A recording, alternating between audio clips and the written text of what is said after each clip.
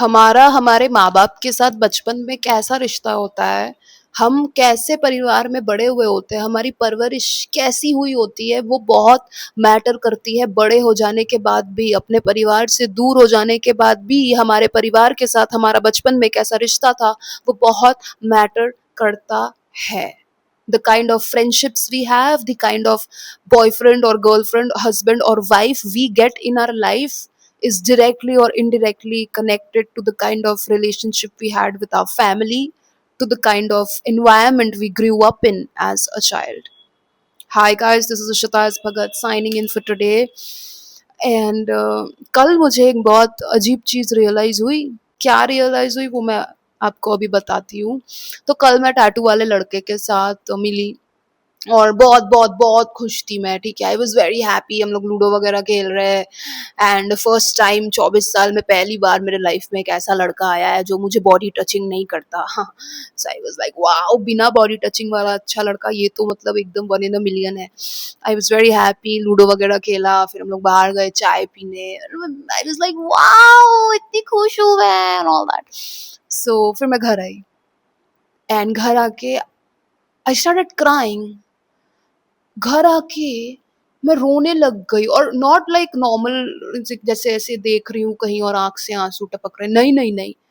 मैं मतलब शावर के नीचे बैठ के मैं रो रही थी एकदम, मतलब बॉलीवुड स्टाइल में रोने लग गई। शावर के नीचे हूँ, फेस वॉश कर रही हूँ और फेस वॉश करते करते आईने की तरफ देख के रो रही हूँ और मेरे आंसू ऐसे ऐसे टपक रहे हैं और मुंह में फेस वॉश लगाया हुआ है, वाइट वाइट फेस वॉश, और मेरे आंसू टपक के फेस वॉश के ऊपर एक ऐसे ऐसे पैटर्न बना रहे हैं। पूरा मैं ऐसे कल रो रही थी शावर के नीचे बैठ के। I was like I was crying like that. Why? क्योंकि I went out with this tattoo guy and he treated me so nicely. इतने अच्छे से उसने मेरे साथ बिहेवियर किया कि भले ही जब वो मेरे साथ घूम रहा था मैं बहुत खुश थी, बट घर आने के बाद मैं रोने लग गई। Why? Because टैटू वाले लड़के ने मेरे साथ कुछ गलत किया? नहीं, बिकॉज टैटू वाले लड़के ने मेरे साथ कुछ गलत नहीं किया। इसलिए मैं रोने लग गई। And it sounds so weird but it is true guys. हम मुझे नहीं पता कितने लोग मुझसे रिलेट कर पाएंगे, पर अगर आपकी परवरिश एक ऐसे परिवार में हुई है ना जहाँ पे मतलब एवरीडे दंगल दंगल होता था, वर्ल्ड वॉर 2 3 4 5 6 7 8 9 10 डेली हो रहा है, तो आपको ना वही फेमिलियर लगने लगेगा। आप बड़े हो जाने के बाद भी जब आप किसी ऐसे फ्रेंडशिप या ऐसे रिलेशनशिप में आओगे जो आपको बहुत पीसफुल लगता है या बहुत काम लग रहा है, या आपका बंदा या बंदी आपको बहुत अच्छे से ट्रीट कर रही है, आपके नर्वस सिस्टम को ना वो अच्छा ट्रीटमेंट एबनॉर्मल लगेगा। राइट, आपको लगेगा कि ये अरे मुझसे कोई इतना प्यार कर रहा है, मुझे कोई इतने अच्छे से ट्रीट कर रहा है, ये तो एबनॉर्मल है। मुझे तो झापड़ खाने की आदत है, मुझे तो गाली खाने की आदत है, ये गाली क्यों नहीं दे रहा है? You no it happens. कल मैं घर आके रोने लग गई and I was like oh my God, मैं तो इस इतने अच्छे बंदे को डिजर्व नहीं करती। एंड आई रिमेम्बर गाइज, मुझे नहीं पता कितने लोगों को ये पता होगा, पर पिछले साल भी मैं एक लड़के के साथ डेट पे गई थी। हाँ, मैं एक साल में एक लड़के के साथ या 2 लड़कों के साथ मैक्सिमम डेट पे जाती हूँ क्योंकि मुझे लड़के उतने पसंद नहीं है। तो अगर बाई चांस मुझे कोई पसंद आ जाता है तो मतलब ये बहुत बड़ी बात है, मतलब उस बंदे में कुछ तो बहुत अलग है कि मुझे वो पसंद आया, ठीक है। लास्ट ईयर मैं एक साउथ इंडियन बंदे के साथ डेट पे गई थी। वो उतना भी कुछ खास बंदा नहीं था, पर उसने मुझे बहुत अच्छे से ट्रीट किया। हाँ, उसने मुझे बहुत अच्छे से ट्रीट किया। He treated me with a lot of respect, with a lot of care. हाँ, उसने मुझे बॉडी टच किया था, यहाँ पे मुझे पीठ में उसने ऐसे हाथ वाथ रखा था, इसलिए मुझे अच्छा नहीं लगा, but apart from that he did treat me very nicely. पर तब भी घर आने के बाद उस साउथ इंडियन बंदे से मिलने के बाद मैं फूट फूट के रोने लग गई। मैंने इंस्टाग्राम पे वीडियो भी बनाए थे, रो रो के मैं बना रही थी वीडियो कि यार गाइस, मुझे इतने अच्छे से कोई कैसे ट्रीट कर सकता है, मुझे तो आदत ही नहीं है इतने अच्छे से ट्रीट होने की। ये क्या अजीब सी चीज हो रही है, कोई मुझे बिना गाली दिए कैसे बात कर रहा है मुझे। You understand? And yesterday the same thing happened। घर आ गई, फिर टैटू वाला लड़का मुझे टेक्स्ट कर रहा था कि मैं घर पहुंच गया हूँ, तुम क्या कर रही हो। आई वॉज लाइक मैं अब टैटू वाले लड़के से बात ही नहीं करूंगी। ऐसे मैं उस लड़के को 2 सेकंड में रिप्लाई दे देती हूँ क्योंकि फोन हमेशा मेरे हाथ में ही रहता है, बट आई वाज लाइक मैं उस बंदे से बात ही नहीं करूंगी because I clearly don't deserve a guy who treats me with respect and who makes me feel safe. बहुत रोई, बहुत रोई, बहुत रोई, and then I started thinking कि ये फीलिंग कहाँ से उत्पन्न हुई है, ये फीलिंग कहाँ से उत्पन्न हुई है कि अगर मुझे कोई झापड़ नहीं मारेगा तो मुझे मजा नहीं आएगा. ये कहाँ से फीलिंग उत्पन्न हुई है? एंड देन आई रियलाइज्ड कि ये उत्पन्न हुई है मेरे बाप से. My dad, my relationship with my dad. You know guys, I remember there was a time जब मैं छोटी थी, सोचिए पप्पा के साथ रह रही हूँ. पप्पा ना मुझे बाथरूम में लॉक कर देता था. मैं बाथरूम करने गई, पॉटी सुसु कुछ भी करने गई, शाम है रात है, पप्पा ना बाहर से लाइट बंद करके मुझे बाहर से बंद कर देता था. और मैं रोती थी कि ए पप्पा खोलो मुझे डर लग रहा है. And then my dad would laugh. ऐसा भी नहीं है कि मतलब बंद करके कहीं चला गया, नहीं नहीं, मेरा बाप मुझे बाथरूम में बंद करके उधर खड़ा रहता था, हंसता था जोर जोर से. बाथरूम के अंदर बंद होके अंधेरे में मैं खड़ी हूँ और मुझे रियलाइज होता था कि अच्छा मतलब पप्पा मुझे बंद करके रो रहा, मतलब हंस रहा है, मैं रो रही हूँ पप्पा हंस रहा है. तो शायद ये एक फनी बात है, शायद ये कोई जोक टाइप का है.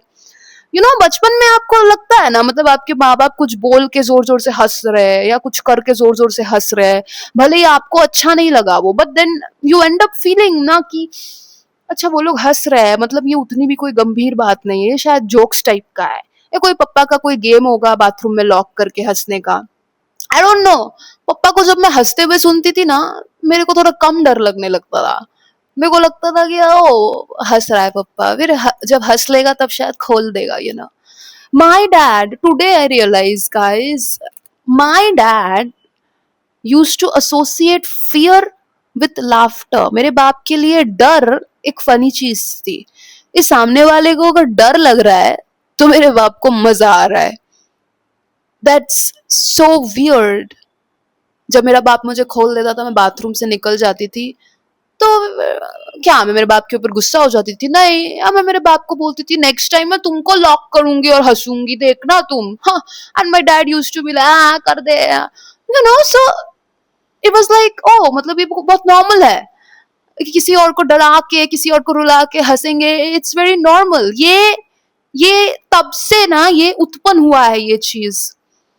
I remember another thing, O my God, बचपन से ना मुझे बाइक्स में बैठने का बहुत शौक है. तो मेरा पप्पा हमेशा मेरे को ना बाइक राइड पे लेके जाता था. मेरे पप्पा की एक पर्पल कलर की, ऐसी कलर की बाइक थी, पर्पल कलर की टीवीएस की बाइक थी, ठीक है. तो वो मेरे को बाइक में बिठा के घुमाता था. एंड आज की डेट तक I love bikes. I love bikes. मतलब if I am with a guy, अगर मैं किसी बंदे को डेट कर रही हूँ या कुछ भी, he has to be a bike rider. मेरे को गाड़ी वाड़ी नहीं पसंद, पर उसके पास बाइक जरूर होनी चाहिए. सी हाउ इट इफेक्ट्स, जो भी है. तो आई लव बाइक्स राइट. तो पापा मेरे को बचपन में बाइक राइड पे लेके जाता था. आई रिमेम्बर कि एक बार मेरा बाप मुझे बाइक राइड पे लेके गया है एंड मेरा बाप मुझे बोल रहा है मुझे पकड़ के बैठ सोनू, सोनू मुझे पकड़ के बैठ. एंड आई एम लाइक नहीं पापा मुझे नहीं पकड़ना, क्योंकि मुझे तब तक आदत हो गई थी एकदम. मैं अभी भी जब मैं बाइक पे बैठती हूँ मैं पकड़ती नहीं हूँ, मैं ऐसे करके इंजॉय करती हूँ, क्योंकि गिरने का कोई डर नहीं है. इतने साल से बाइक में बैठ बैठ के आदत जो हो गई है. But my dad was like नहीं नहीं तू मुझे पकड़, मुझे अच्छे से पकड़ के बैठ. आई वाज लाइक ठीक है. मैंने मेरे बाप को पकड़ा. मेरे बाप मुझे बोल रहा है नहीं अच्छे से टाइट करके पकड़, टाइट टाइट से पकड़ Sonu. And I am like ओ अच्छा ठीक है. मैं टाइट से पकड़ा. एंड देन मेरा बाप पता है मुझे क्या बोलता है, तू ऐसे क्या पकड़ रही है लुल्ली जैसे, समथिंग लाइक दैट. लुल्ली जैसे क्या पकड़ रहे हो तू आंटी की तरह पकड़. आंटी मतलब मेरे बाप की तब एक गर्लफ्रेंड हुआ करती थी. My dad had his own girlfriends, my mom had her own boyfriends. तो उनका जो भी है उनका मैटर है. मेरे डैड की एक गर्लफ्रेंड हुआ करती थी, प्रिया नाम की थी वो लड़की. उसकी फिर बाद में मौत हो गई, जो भी है. मेरे को मेरा पप्पा बोलते हैं तू प्रिया आंटी की तरह मेरे को पकड़. ये क्या लुल्ली जैसे पकड़, ये प्रिया आंटी की तरह टाइट करके पकड़ और टाइट करके पकड़. And I felt weird, but I don't know exactly what did I feel that was weird. मेरे को थोड़ा अजीब लगा कि मेरा बाप मुझे आंटी की तरह क्यों पकड़ने बोल रहा है, बट मैंने उस चीज को उतना सोचा नहीं. पापा को टाइट करके पकड़ने लग गई और मेरा बाप मुझे बोलता गया कि नहीं यार और टाइट करके पकड़, क्या कर रही है और tight. You get very uncomfortable feeling, but again he's my dad. तो वो कुछ गलत थोड़ी ना बोल सकता है। शायद हर बाप ऐसे ही अपनी बेटी को बोलता होगा कि तू मुझे अपनी गर्लफ्रेंड की तरह टाइट करके पकड़, जो भी है। That is what I used to think back then, ठीक है। And today when I am grown up, I'm 24, I'm not a 11-year-old kid anymore, मैं 24 साल की हूँ।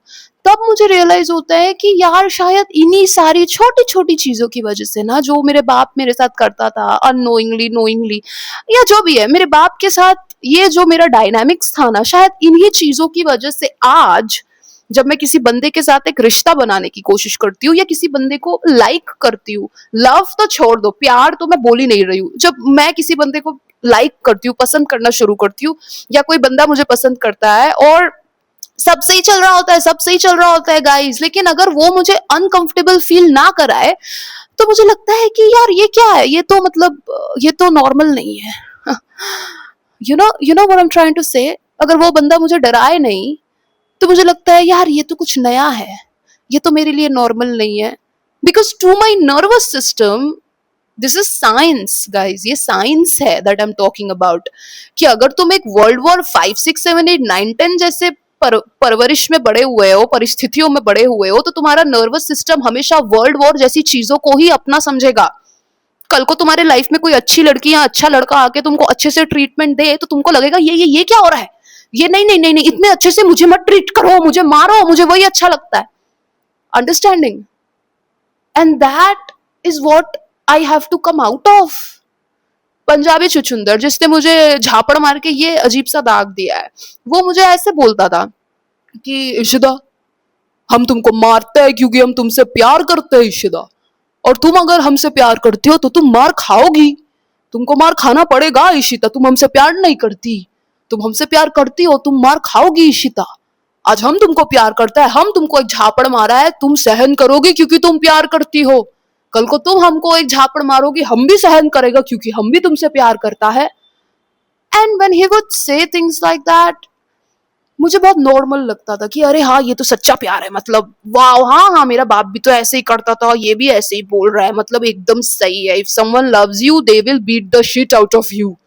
और अगर कोई आपको नहीं मार रहा है, कोई आपको अनकंफर्टेबल फील नहीं करा रहा है, कोई अगर आपको गंदे तरह से ट्रीट नहीं कर रहा है, तो वो काफी एबनॉर्मल है।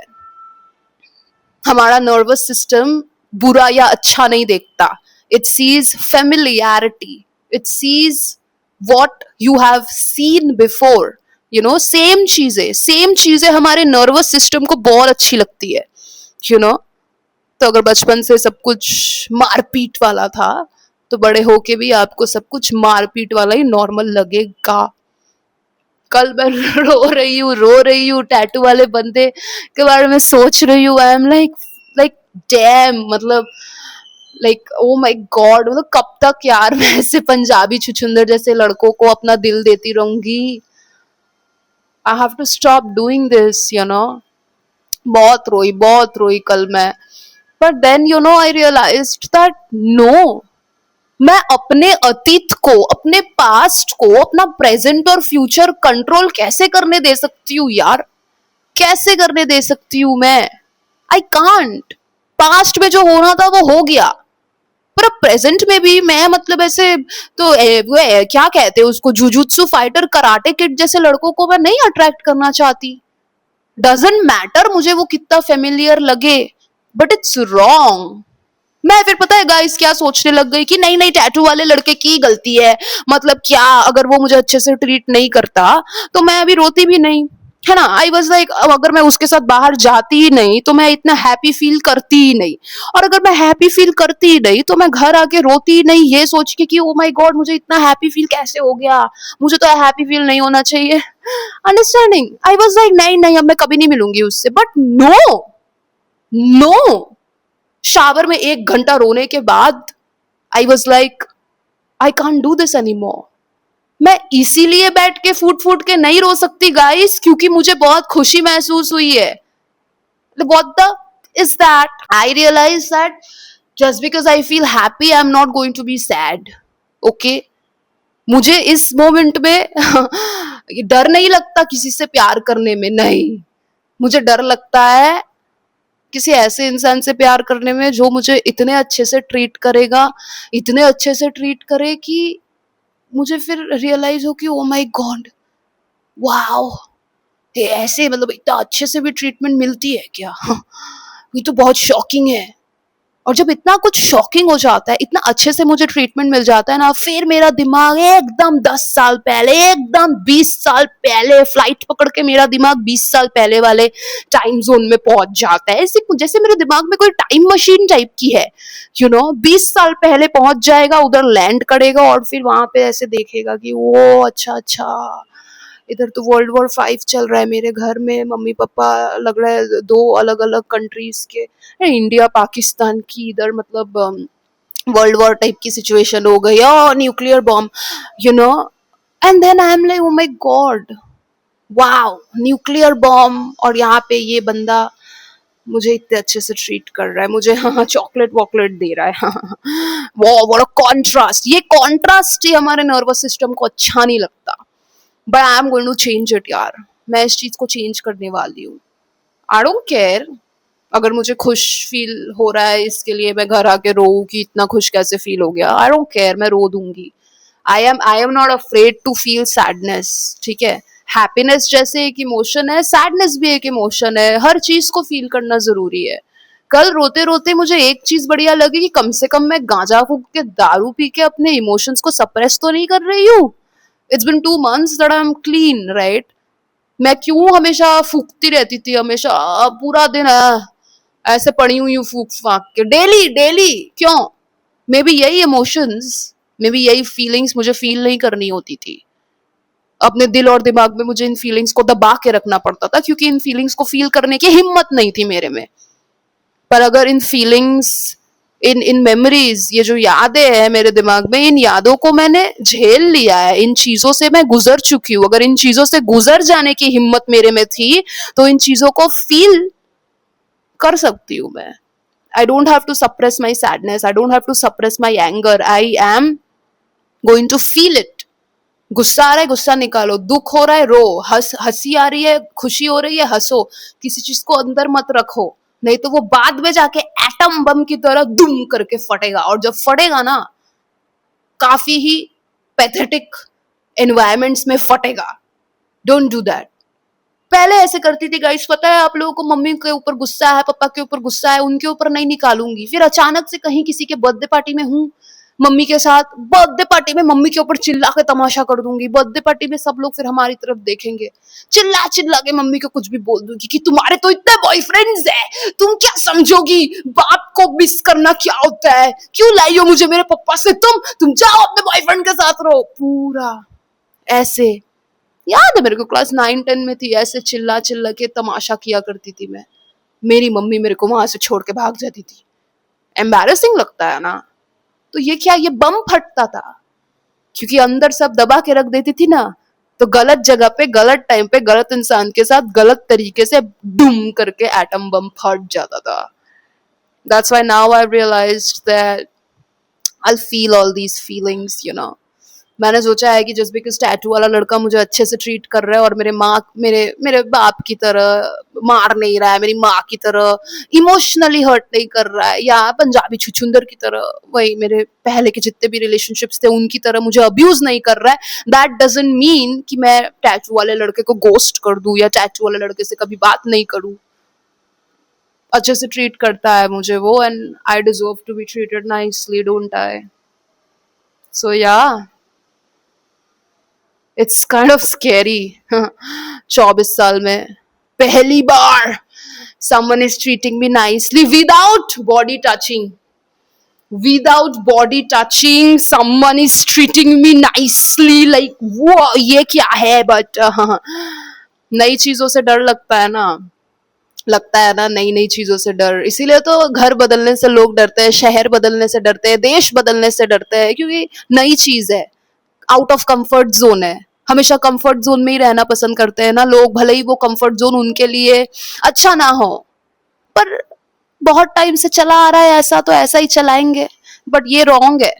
If you don't step out of your comfort zone, you will not progress in life, and I have to step out of my comfort zone when it comes to love relationships. because I am tired of getting doom dum hit by my lovers. So yeah, finally I'm going to break the pattern, guys. Finally I'm going to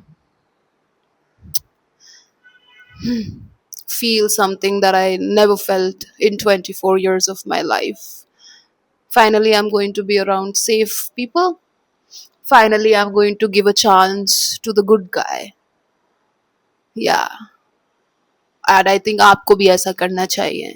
अगर आप भी किसी world war situation में बड़े हुए हो ना, तो पता है ऐसा एक रिसर्च मैंने पढ़ा था, रिसर्च पेपर के मुताबिक पीटीएसडी होता है ना, पीटीएसडी पोस्ट ट्रॉमेटिक डिसऑर्डर, लोगों को ट्रॉमा हो जाता है, तो जो वॉर लड़के आते हैं, सच में जो जंग लड़के आते हैं, उनको जो पीटीएसडी होता है, और एक डिसफंक्शनल फैमिली में, मारपीट वाले फैमिली में जो बच्चे बड़े होते हैं, उनको भी पीटीएसडी होता है. एक जंग में लड़के आए हुए आदमी को जो पीटीएसडी है, वैसा ही सेम पीटीएसडी एक मारपीट वाले फैमिली में बड़े हुए बच्चे को है. There is no difference between that. इसीलिए मैं बार बार ऐसे बोल रही हूँ कि वर्ल्ड वॉर सिचुएशन में मैं बड़ी हुई हूँ, या अगर आप वर्ल्ड वॉर सिचुएशन में बड़े हुए हो.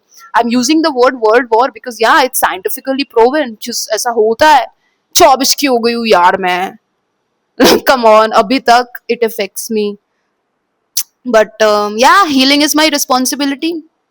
हमारे परिवार में हमारे साथ जो भी हुआ, हमारे माँ बाप ने, हमारे एक्स बॉयफ्रेंड या गर्लफ्रेंड ने हमारे साथ कुछ भी किया, वो तो हमारे हाथ में नहीं था. वो तो उनका बिहेवियर था हमारे प्रति, वो हमारे हाथ में नहीं है. किसी और का बिहेवियर हम कंट्रोल नहीं कर सकते, बट हम क्या कंट्रोल कर सकते हैं? हमारा बिहेवियर हम कंट्रोल कर सकते हैं, right? So I have to heal from it and it's very unfair. It's very unfair, isn't it? जिस चीज को मैंने तोड़ा नहीं, उस चीज को मैं क्यों ठीक करूं? जिस दिल को मैंने नहीं तोड़ा, उस दिल को मैं क्यों समेट के ठीक करूं यार? बट करना तो पड़ेगा, दिल तो मेरा ही है. दिल तो मेरा ही है. Healing is your responsibility guys. Heal होना, खुद को हैप्पी फील कराना, खुद को ठीक करना आपकी ड्यूटी है, आपकी रिस्पॉन्सिबिलिटी है. फिर चाहे जितने लोगों को ब्लेम करते रहो कि तेरी वजह से मुझे गुस्सा आता है, तेरी वजह से मेरे साथ ये हुआ, तेरी वजह से हुआ, तेरी वजह से हुआ. नहीं नहीं नहीं. जब तक किसी और को ब्लेम करते रहोगे ना, तब तक हीलिंग जैसी चीजों से आप हाथ छुड़ाओगे कि नहीं, मैं क्यों खुद को बदलूं, मैंने तो खुद को ऐसे नहीं बनाया, मैं क्यों मेरा दिल फिक्स करूं, मैंने तो मेरा दिल नहीं तोड़ा. पर यार तुम नहीं अपना दिल फिक्स करोगे तो और कौन करेगा? जिन लोगों ने तुम्हारा दिल तोड़ा है वो लोग आएंगे क्या तुम्हारे दिल में सेलो टेप लगाने? नहीं. तो क्या टूटे हुए दिल के साथ ही रहना है? बिल्कुल नहीं यार. दिल को फिक्स करो, सेलो टेप लगाओ खुद से. मैं तो फेविक्विक लगा रही हूँ मेरे दिल में, क्योंकि मेरा दिल बहुत टूट चुका है. तो फेविक्विक लगाना पड़ेगा, सुपर ड्राई फेविक्विक. तो आप भी वैसा करिए guys. It's very important that it's very important, right? That's it guys, this was today's video. It was like a self-realization video where I realized that yeah, family matters. 50 साल के अगर आप हो गए हो और 10 साल की उम्र में आप अपने परिवार से अलग हो गए, तब भी 40 साल बाद भी आपका परिवार का डायनामिक्स, आपके परिवार के साथ जैसा रिश्ता था ना, वो इफेक्ट करता है, वो इफेक्ट करता है आपको. सो हील योर इनर चाइल्ड. ये मेरा मैनिफेस्टेशन बोर्ड है. उधर जो बोर्ड दिख रहा है ना आपको, वो कृष्णाय वासुदेवाय जो लिखा है ब्लू कलर का, उसके ठीक उधर जो बोर्ड है, वो मेरा मैनिफेस्टेशन बोर्ड है ना. उसमें मैं सब लिखती रहती हूँ कि क्या मुझे अचीव करना है. कल मैंने उसमें ये भी लिख दिया, heal your inner child, because yeah I have to do that as well. सो आप भी वो करिए. Heal your inner child, guys. It's very, very important. That's it, guys. This is Ishita S. Bhagat signing off for today. चलिए कल मिलते हैं अपने अगले वीडियो में. और ये देखिए, इतना बड़ा चॉकलेट दिया है मुझे टैटू वाले लड़के ने यार. पहली बार जब वो मिला था तब उसने मुझे मतलब छोटा चॉकलेट दिया था, and I was like wow. पर कल जब वो मुझसे मिलने आया उसने मुझे बड़ा चॉकलेट दिया. ओ माय गॉड, इतना बड़ा चॉकलेट. तो यही सब चीजें, आई वाज लाइक मुझे चॉकलेट कोई कैसे दे सकता है? मैं इतनी शॉक हो गई कि मैंने खाया भी नहीं. ये मैं बचा के रखूंगी, ये चॉकलेट मैं बचा के रखूंगी, कभी नहीं खाऊंगी. ये एक याद है, ये एक इम्पॉसिबल मेमोरी है. एनीवेज गाइस, चलिए कल मिलते हैं अपने अगले वीडियो में. Bye. Love you. Take care of yourself. Mwah.